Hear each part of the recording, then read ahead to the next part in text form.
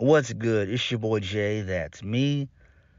Let's get into TNA Against All Odds from June the 14th, 2024. It took place in Chicago, Illinois at Cicero Stadium. The setup looked decent.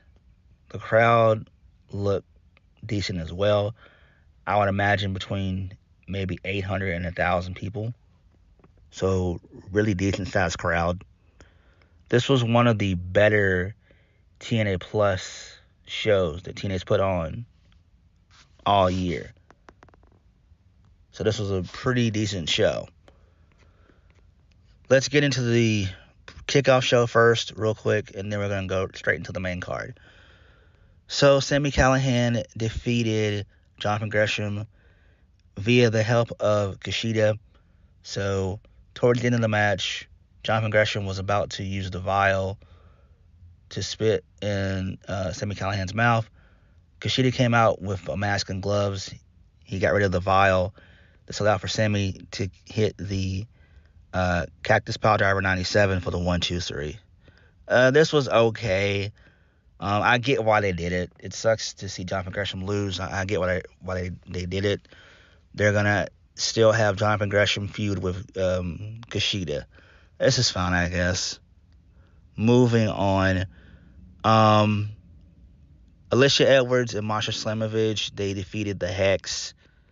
I was thinking that maybe Masha would have turned on Alicia, but that didn't happen, so it is what it is. Who gives a damn? Moving on, this leads us into our first match of the night on the main card.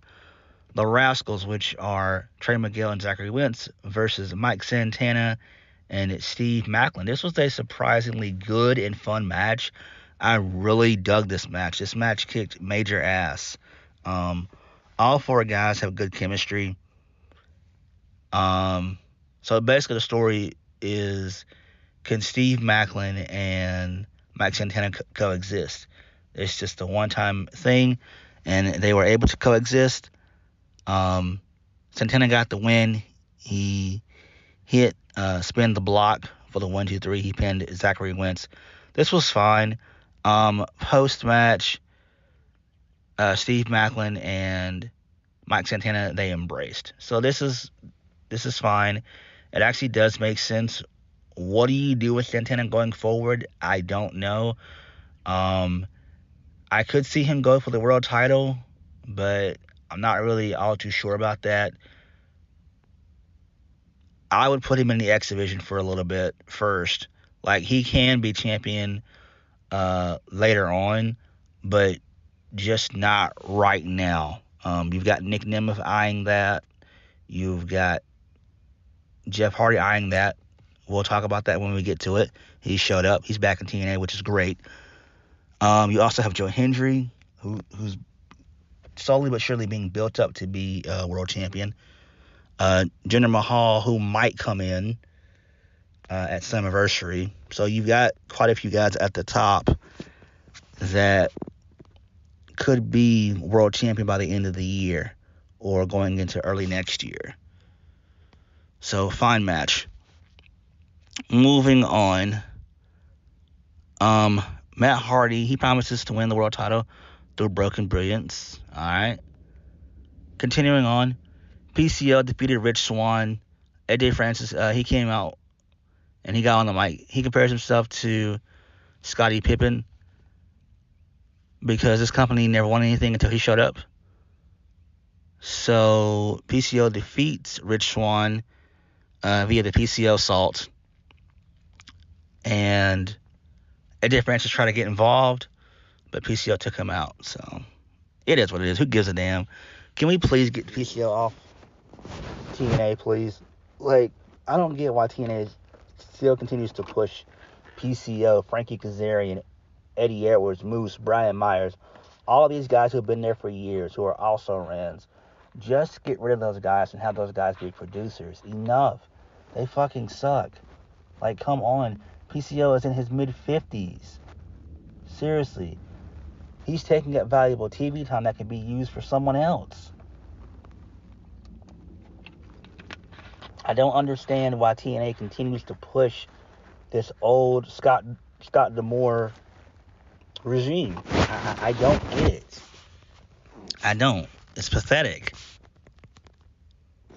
So, post-match, Beth Lander, she came out, and she says yes, she will go on a date with PCO. Who gives a shit? Can we please scrap this lame-ass shit? Like, this is pathetic. Moving on, Nick Nemeth and Ryan Nemeth, the Nemeth brothers, they were defeated by the System, Eddie Edwards and Brian Myers. So, Dirty Dango, he came out in the middle of the match. He got involved. And then towards the end of the match, he ended up screwing over the Nemeth brothers. So this allowed for Eddie Edwards to hit the Boston Knee Party for the 1, 2, 3. I don't get it. I don't. So, this is weird to me. I thought Dirty Dango may have gotten released. He's been gone for months. I can't remember the last time I've even seen him on TNA. I think it was earlier this year, either around January or February. But we hadn't seen him in about 4 months. So, I mean, this is okay. Post-match, he embraced the System. Ugh, this sucks. I like Dirty Dango. I could see him being in the X Division scene, if we're being honest. Moving on. So, ABC, they're ready for Eric Young and Josh Alexander. They went over their credentials as a team and everything else. So that was a pretty good little promo that they had before the match. Moving on. Frankie Kazarian's lame ass, another also-ran who should be a producer, he defeated Joe Hendry. This sucks. Joe Hendry's one of the most over guys in the company. He wins via brass knuckles, while Joe Hendry was going for a back suplex. This is weird, but it is what it is. So post-match, Kazarian goes after Joe Hendry again. Ace Steel, yes, Ace Steel, the friend of CM Punk. He makes a save and he clocks Frankie Kazarian, which is great. I love that. More of that, please. Moving on. Mustafa Ali defeated Trent Seven in a long-ass match. This thing went on forever and ever and ever. So it was revealed earlier on that Trent Seven, he brought up in the match, well, before the match got started, he brought up the secret that Ali was using. He was using the Secret Service.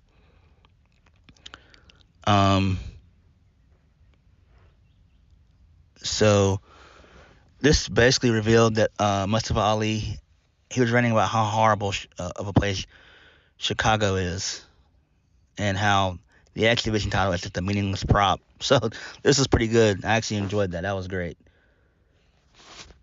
So thankfully, Mustafa Ali retained. Again, the match went on forever. I guarantee you, if Tyler Bate, Pete Dunne, JD McDonough, Oro Mensah, and other European guys, if they were to get released by WWE, I could see all of them in TNA. I guarantee you. I guarantee you that shit. Damn. But I'm glad that Mustafa Ali, he's still champion. I don't know who's going to dethrone him. I don't. I can't think of anyone right now. Maybe Laredo Kid, but I doubt it. Who knows?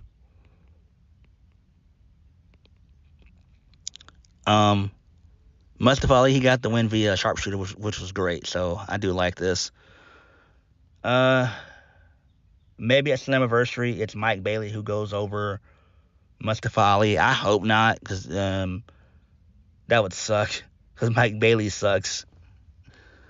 But, you know, they're still trying to push that old Scott D'Amore regime through, which ain't gonna work. It ain't gonna work. Moving on. Frankie Kazarian, he's pissed off about that piece of Chicago trash, Ace Steel. So Tina Morella, he comes in and says that if Frankie Kazarian wants to get his hands on Ace Steel, they can have a Chicago street fight on Impact. Okay, that's fine. Who really gives a shit? Moving on, the ABC, Chris Bay and Ace Austin, they defeated Eric Young and Josh Alexander. Yes, I am so glad that happened. I'm so glad. I thought that Eric Young and Josh Alexander were going to win. Thankfully, they didn't, which was great. This is great. The match was long because it's Josh Alexander. He's a work rate guy, and they're trying to make Eric Young a work rate guy, but he's not. The real work rate guys are the ABC. So this was a pretty decent little match. I'm glad that the ABC won. This makes perfect sense. Hopefully, they are the team to dethrone the lame-ass boring system. Although ABC deserves better, I would love for them to win Tag Team Gold for a third time. ABC is good. I really do like those guys. They do deserve better.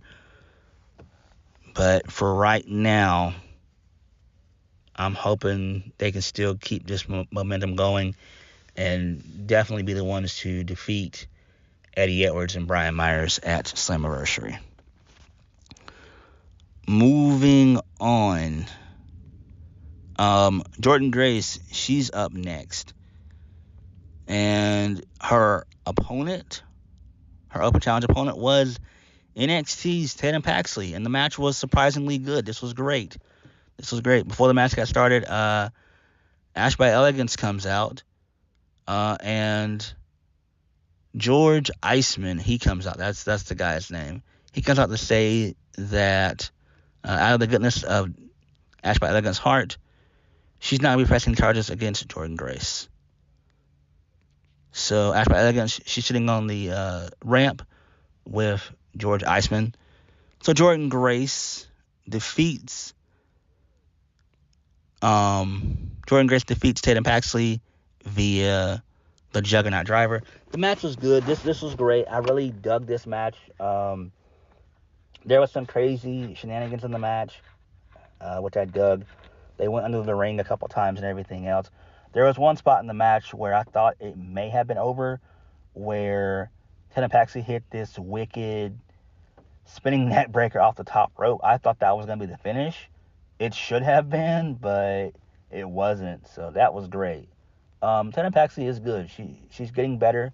This is great. This is a good position for her to actually be in, and this looks good. So I like what they're doing with Tatum Paxley. I like what they're doing with Jordynne Grace. I do think that Jordynne Grace is on her way out, though. I don't see her sticking around in TNA either by the end of this year or early next year. I think her contract is up, I want to say, within the first 3 months of 2025. So I could easily see Jordynne Grace going right over to NXT and being one of the faces of that promotion. That would be great. Post-match, so Ash by Elegance, she attempts to go after Jordynne Grace with the brass knuckles, but they're taken away. Jordynne Grace lays her out and pours champagne all over her, which is great, which is funny. So I do like that. It seems like Ash by Elegance is going to be the one to take on Jordynne Grace at Slammiversary. This was great. And the main event of the evening, Moose defeated Matt Hardy for the TNA World Heavyweight Championship in a Broken Rules match. This is just basically just a street fight. Rebby Hardy got involved. Alicia Edwards got involved. Brian Myers and Eddie Edwards, their lame asses got involved. The Nemeth brothers got involved. So towards the end of the match, Rebby Hardy, she got involved, and she got speared by Matt Hardy through a table inadvertently. and this allowed for Moose to spear Matt Hardy for the 1, 2, 3. So Moose is still champion. Match was way too fucking long. They should have cut a good 5 to 10 minutes off this match. It didn't need to go as long as it did. Both guys are way too old. They're way past their prime. But post-match is where it gets good. So there was a massive brawl that took place. The System, they came out. The same with the Nemeth brothers and Joe Hendry. He tried to make the save, but they all failed. So Jeff Hardy, yes, Jeff Hardy, who used to be in WWE and AEW, he came out to a great pop and reaction, and he cleaned house. And he hit a swanton bomb on Moose, and the babyfaces, they closed the show. They celebrated. This was great. Jeff Hardy being back in TNA kicks ass. This does make sense. To me, this feels like Jeff and Matt's last swan song. I don't see them going to WWE because they don't need to be in WWE. WWE does not need the Hardys anymore. They don't need them anymore. They don't. I think TNA is the perfect company for both guys to end their career on. Matt Hardy has not changed. He still cannot go. He still cannot work. You can get something out of Jeff Hardy, though. You can. He looks to be in great shape. This was great. This was absolutely great. So I'm pretty sure they're probably going to go with Jeff Hardy versus Moose at Slammiversary. I know some people have said Josh Alexander, but Josh Alexander sucks. And I don't care that it's in Canada. Like, miss me with that. I don't care that it's in his hometown or home country. I don't care about that shit. All right? Josh Alexander sucks. He's done nothing. For a minute, he's done nothing. They're probably just going to keep Josh in the tag division. Josh is no longer a main event guy. This isn't 2022 or early 2023 anymore. All right? Like, again, I wish people would stop trying to push the Scott D'Amore regime. Those guys don't work. The Mike Baileys of the world and Josh Alexanders of the world, the Mooses, the Eric Youngs, those guys, they don't work anymore. It's time to get rid of those guys. All right? Enough. So hopefully we get Moose and Jeff Hardy, where Jeff Hardy will be the one to dethrone Moose. I don't want Moose to go into Bound for Glory as champion. I just don't. I think the system needs to be disbanded by Slammiversary. Because, as you guys know, Slammiversary is really big for TNA. I'm interested in seeing the debuts that might come in, the people who might debut at Slammiversary. So we could be getting like Jinder Mahal, Xia Li, and others. We could get Boa. We could get Jinder Mahal, like I said. We might even get Mandy Rose to pop up. We might even get Lacey Evans, a.k.a. Macy. I can't remember her last name. But Slammiversary is usually where TNA starts to reset everything and restructure everything. And I think I said for a minute now, you can go back in the archives, I said for a minute now that that Slammiversary is really going to be the real reset of TNA. And I do think that we are going to see major changes at Slammiversary going forward. Slammiversary is going to set the groundwork. But Against All Odds was a decent show. I actually enjoyed it. I did. And I thought it was pretty cool. Jeff Hardy coming back to TNA is great. And the ABC winning, that was great too. The also-rans, I could done without the Eddie Edwards, the Mooses, the Brian Myers, and all those guys. We don't need those guys anymore. Same thing with Josh Alexander and Eric Young. We don't need those guys anymore. But all in all, this was a strong show. This was a decent show. But what did you guys think of Against All Odds? Like, comment, subscribe. Peace.